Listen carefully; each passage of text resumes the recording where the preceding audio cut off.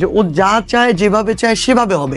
টাকা কোনো ইস্যু না, ক্ষমতা কোনো ইস্যু না, একটা আসন কোনো ইস্যু না, দেশের বাইরে যা চায় এনিথিং সব কিছু ম্যানেজ করা হবে।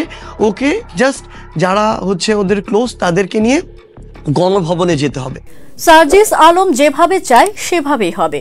টাকা কোনো ইস্যু না, ক্ষমতা কোনো ইস্যু না, আসন কোনো বিষয় না, দেশের বাহিরে যা চায় সব দেওয়া হবে। শুধু সার্জিসের যারা কাছের তাদের নিয়ে গণভবনে যেতে হবে। কোটা আন্দোলন চলাকালীন সময়ে বৈষম্য বিরোধী ছাত্র আন্দোলনের অন্যতম সমন্বয় সার্জিস আলম ও তার পরিবারকে এমনি সব লোভনীয় অফার দেওয়া হয়েছিল আওয়ামী লীগের পক্ষ থেকে।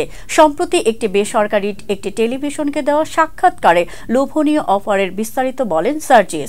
সেই জায়গায় আওয়ামী লীগ ওই মুহূর্তে পতন ঠেকানোর জন্য যে কোনো কিছু আপনাকে অফার করতে রেডি ছিল। সার্জিস আলম বলেন, ফ্যাসিস্ট শেখ হাসিনা ও আওয়ামী লীগ ওই সময়ে পতন ঠেকানোর জন্য যে কোনো কিছু অফার করতে রেডি ছিল।